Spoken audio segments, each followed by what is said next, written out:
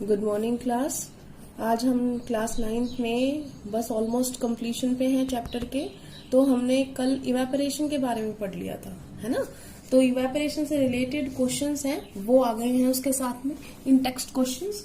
तो सबसे पहला क्वेश्चन है कि गर्म शुष्क दिन में कूलर ज्यादा ठंडा क्यों करता है। तो देखो, गर्म दिन है, पहले ही बोल रहे हैं, शुष्क दिन है, दो चीज है। गर्म है इसका मतलब टेम्परेचर ज्यादा है, ठीक है। शुष्क है इसका मतलब ह्यूमिडिटी नहीं है, नमी या आर्द्रता नहीं है। तो कल मैंने आपको बताया था कि वाष्पन पे 4 फैक्टर थे। एक था तापमान, तो तापमान बढ़ने से वाष्पन बढ़ता है, इवेपोरेशन बढ़ता है, और ह्यूमिडिटी आर्द्रता घटने से वाष्पन बढ़ता है। तो ये दोनों ही फैक्टर क्या कर रहे हैं, वाष्पन बढ़ा रहे हैं। और ज्यादा वाष्पन होगा तो आपको ये भी बताया था कि वाष्पन के बाद क्या होती है, ठंडक आती है, कूलिंग होती है। तो इसका मतलब क्या हो गया कि गर्म और शुष्क दिन में ज्यादा तापमान बढ़ जाता है, तो इसका मतलब जो वाष्पन है वो ज्यादा हो जाता है, और वाष्पीकरण के बाद क्या होती है, ठंडक। तो इसका मतलब टेम्परेचर ज्यादा, ह्यूमिडिटी कम, तो इवेपोरेशन ज्यादा, तो कूलिंग भी ज्यादा, तो कूलर भी क्या करेगा, ज्यादा ठंडा करेगा। ठीक है, ये सब समझाने के लिए बेटा। उसके बाद आते हैं हम क्वेश्चन नंबर 2 पर। क्वेश्चन नंबर 2 है, गर्मियों में घड़े का पानी ठंडा क्यों होता है। तो मैंने ये कल ही बता दिया था आपको कि मटके में छोटे छोटे छेद होते हैं, पानी वहां तक जाता है, और फिर वाष्पन होने के कारण वो जो सतह हो जाती है मटके की वो ठंडी हो जाती है। इस वजह से पानी भी जो रहता है उधर ठंडा हो जाता है। तो इसका मतलब घड़े में जो छोटे छेद होते हैं वहां से जो रिसता है पानी, और फिर उससे जो वाष्पन बढ़ता है उसी से ठंडक होती है। तो ये क्वेश्चन भी वाष्पन से था, ये भी हो गया है। उसके बाद क्वेश्चन नंबर 3 वो बोलता है कि जब एसीटोन या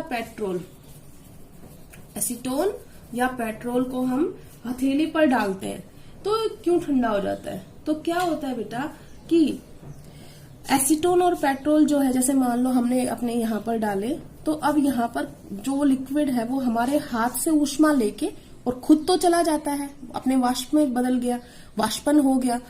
और वाष्पन के बाद क्या होती है, ठंडक। या आप ये समझ लो, इससे ऊर्जा लिए तो इसकी ऊर्जा कम हो गई, ठंडक हो गई, ठीक है ना। तो इस वजह से एसीटोन और पेट्रोल जब हम डालते हैं तो वाष्पन के कारण वो एनर्जी, जो ऊर्जा है, वो हमसे लेके जाता है हथेली से, इस वजह से वो ठंडी पड़ जाती है।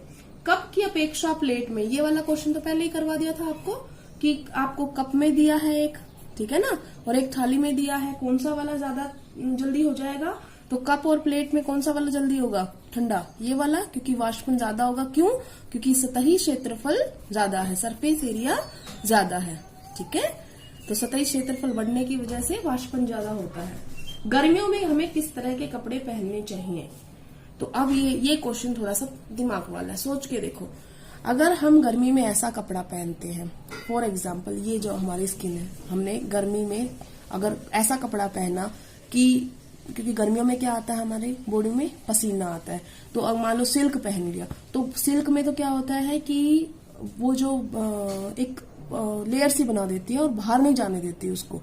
तो इसका मतलब वो जो पसीना आया हमारा अंदर अंदर और पसीना आता रहेगा। लेकिन अगर हम सूती कपड़ा पहनते हैं तो सूती में क्या होता है, देखना, उसका एक जालीनुमा स्ट्रक्चर होता है, तो वो जो पसीना है वो उस कपड़े के टच में रहता है। और जैसे मटके में हुआ था ना कि वो रिस के पहुंच गया था, छेदों के अंदर से बाहर पहुंच गया था और वाष्पन हो जाता है। तो मान लो एक कपड़ा है यहाँ पर, तो ये जो पसीना आया उसके टच में था कॉटन कपड़े के साथ में, और वो पसीना अब उड़ गया, वेपर स्टेट में चला गया अपने। तो गैसियस स्टेट में जाने पर उसने एनर्जी कहाँ से ली, यहाँ से, तो ऑटोमेटिकली हमारी बॉडी क्या हो जाती है, ठंडी हो जाती है। इसलिए हमें क्या करना चाहिए, हमें सूती कपड़ा पहनना चाहिए, ताकि ज्यादा से ज्यादा पसीने को हमारा जो सूती कपड़ा है वो सोख सके, और उसके बाद उसका वाष्पन होगा तो हमारी बॉडी क्या हो जाएगी, ठंडी। बेटा ये सारे क्वेश्चंस मैंने ऐसे ही कराए हैं ताकि तुम्हें समझ में आ जाए, नहीं तो ये आप कल के चैप्टर के समझने के बाद ऑटोमेटिकली कर सकते हैं। आज हम आते हैं अभ्यास के क्वेश्चंस पे, टेक्स्ट को।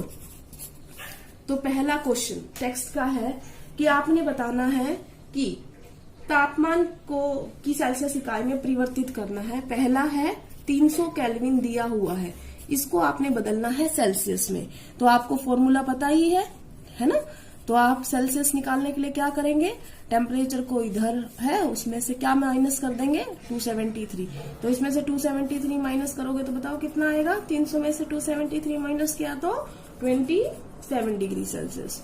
उसके बाद दूसरा क्वेश्चन है 573 केल्विन को भी सेल्सियस में बदलना है। तो अब तो आपके पास फॉर्मूला आ गया। क्या करना है आपने, 573 में 273 घटा देंगे, हमारे पास कितना आ जाएगा 300 डिग्री सेल्सियस। हो गया पहला क्वेश्चन। उसके बाद दूसरा क्वेश्चन है निम्नलिखित तापमान को केल्विन इकाई में परिवर्तित कीजिए। पहला है 25 डिग्री सेल्सियस को केल्विन में बदलो। तो केल्विन का तो फॉर्मूला सीधा है, उसमें जोड़ दो ये। तो temperature in kelvin is equal to 25 plus में 273 और ये कितना आ जाएगा 298 केल्विन। दूसरा है 373 डिग्री सेल्सियस को केल्विन में बदलो। तो temperature in kelvin is equal to 373 plus में 273, it will be equal to 646 kelvin. ठीक है।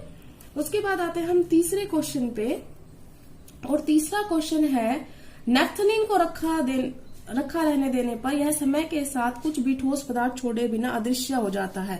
ये तो मैंने आपको समझाया भी था।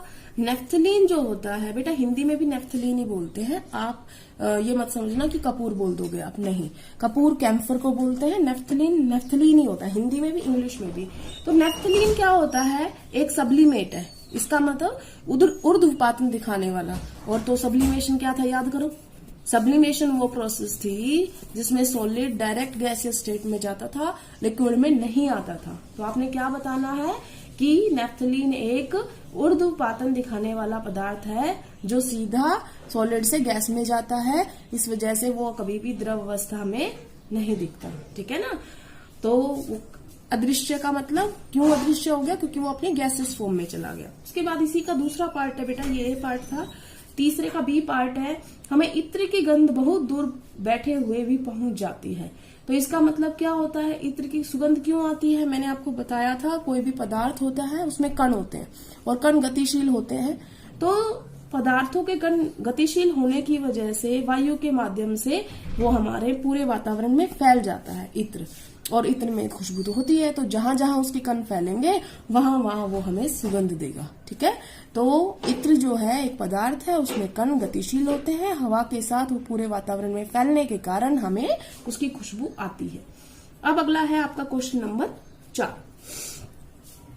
निम्नलिखित पदार्थों को उन कणों के बीच बढ़ते हुए आकर्षण के अनुसार व्यवस्थित करें। एक दिया है जल, एक दिया है आपको चीनी, और एक दिया है ऑक्सीजन। और आपने इसमें क्वेश्चन में पूछा है बढ़ते हुए आकर्षण। सबसे पहले तो ये बताओ, आकर्षण बल ये वाला कौन सी स्टेट थी, सॉलिड सबसे ज्यादा था ना, उसके बाद लिक्विड, उसके बाद गैस। और इसने बोला बढ़ते हुए में लिखना है तो पहले गैस को लिखो। इसमें से गैस कौन है, ऑक्सीजन। फिर बढ़ाना है, फिर कौन आएगा, लिक्विड स्टेट, जल और चीनी में से लिक्विड, जल, और फिर चीनी। तो ये था हमारा गैस, ये था हमारा लिक्विड, ये है हमारा सॉलिड। तो हमने बढ़ते हुए क्रम में लिख दिया है। अब ये बोल रहा है क्वेश्चन नंबर 5। क्वेश्चन नंबर 5 में इसने बोला है कि निम्नलिखित तापमानों पर जल की भौतिक अवस्था बताइए। 25 डिग्री सेल्सियस पे हमारा नॉर्मल जो रूम टेम्परेचर होता है, हमारा जो अभी टेम्परेचर होगा 25 के करीब होगा। तो अभी पानी तो पानी ही रहता है ना, है ना। तो इसका मतलब ये कौन सी स्टेट में है, लिक्विड स्टेट में है। उसके बाद बोल रहा है कि 0 डिग्री सेल्सियस पे, तो मैंने बताया था 0 पे वो पानी जो है वो बर्फ बनना शुरू करता है बेटा। तो यहाँ पर 0 डिग्री सेल्सियस पे लिक्विड स्टेट भी होगी, प्लस में सॉलिड स्टेट भी होगी। ये ध्यान से समझना है बेटा, दोनों चीजें होती है इस पे। कई बुक्स में कोई गाइड वगैरह से अगर करता है क्वेश्चन तो उनमें गलत लिख देते हैं वो। तो आपने दोनों लिखना है, एक नहीं लिखनी है। आपने सॉलिड भी लिखना है, लिक्विड भी लिखना है, क्योंकि दोनों एग्जिस्ट करते हैं। तीसरा क्वेश्चन है 100 डिग्री सेल्सियस, सेम वही है। जल इस पर भाप बनना, वाष्प में बदलना शुरू करता है। तो इसका मतलब जल उबल गया, वाष्प में बदल रहा है, तो जल भी है लिक्विड, प्लस में गैस तो बनेगा ही। ठीक है ना। तो आज हमने इतना कर लिया, 5 क्वेश्चन तक कर लिए हैं। ठीक है, बाकी हम कल करेंगे। Thank you class. ये आपने नोटबुक में लिखने हैं अपने।